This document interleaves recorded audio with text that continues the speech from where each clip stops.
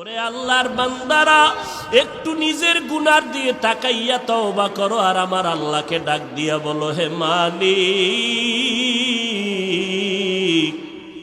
এই ময়দানে আমার মতো অপরাধী কেউ নাই। কপাল বুঝি পুড়িয়া গেল, গুনার কারণে দিলটা পাথর, চোখে পানিও নাই। আয় আল্লাহ, দিলটা নরম করে কান্নাওয়ালা চক্ষু দান করে দাও। আমার আল্লাহর ধরা বড় কঠিন। অন্ধকার কবরে বান্দা যখন যাবে গুনাহগার, আল্লাহর নবী বলেন, আমার আল্লাহ রাগান্বিত হইয়া কুদরতের আওয়াজ দিয়া বলবেন, এরে কবরের মাটি, এই গুনাহগারের দুই পার্শ্ব থেকে জোরে জোরে চাপ দাও। এত জোরে চাপ দিবে পাঁজরের হাড্ডি চুরমার হয়ে যাবে। ও আল্লাহর বান্দার একটা মশার কামড় সইতে পারি না, ওই কবরের চাপ কেমন করে সহ্য করবি রে মুমিন?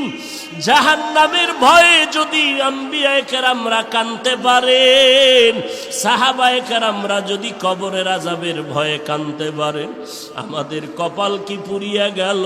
না জানি কারো বরদোয়া কপালে লাগলো। চোখে কেন পানি নাই? জাহান্নামের ভয় নাই। ওরে চক্ষু দুইটা বন্ধ করে আল্লাহকে ডাকো আর বলো, হে মালিক, গুনাহগার হইয়া ময়দানে বসছি, গুনাহ নিয়ে আর ময়দান থেকে ঘরে যেতে চাই না। আয় আল্লাহ, গুনার কারণে আমার হাত না পাক, আমার জিহ্বা না পাক, আমার চোখ দুটো না পাক। আয় আল্লাহ, আপনার মতো দয়াময় কেউ নাই। আয় আল্লাহ, গুনাহগার বলিয়া তারাইয়া দিয়েন না রে আল্লাহ। আর গুনার কাছেও যাব না, মা বাবারে কষ্ট দেব না, নামাজ ছাড়ব না, বেপরদায় চলব।